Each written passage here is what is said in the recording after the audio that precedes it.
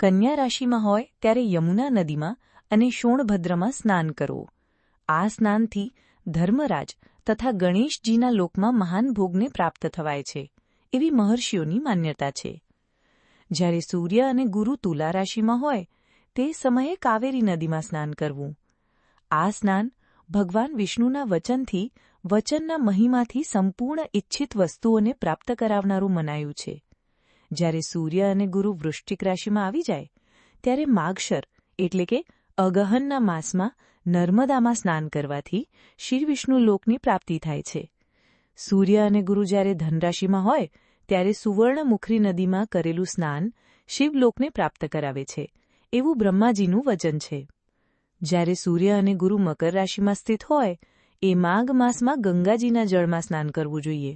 બ્રહ્માજીનું કથન છે કે આ સ્નાન શિવલોકની પ્રાપ્તિ કરાવે છે. શિવલોક પછી બ્રહ્મા અને વિષ્ણુના સ્થાનોમાં સુખ ભોગવીને અંતે મનુષ્યને જ્ઞાન પ્રાપ્તિ થઈ જાય છે. માઘ માસમાં તથા સૂર્ય જ્યારે કુંભ રાશિમાં સ્થિત હોય તેવામાં ફાગણ માસમાં ગંગાજીના તટ પર કરેલું શ્રાદ્ધ, પિંગદાન અથવા તિલોદક દાન પિતા અને માતાના પિતા એટલે કે નાના બંને કુળોના પિતરોની અનેક પેઢીઓનું ઉદ્ધારક માનવામાં આવે છે.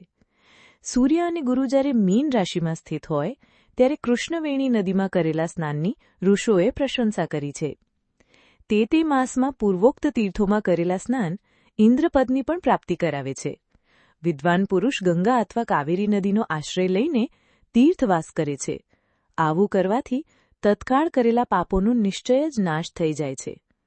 રુદ્રલોક અપાવનારા ઘણા ક્ષેત્ર છે.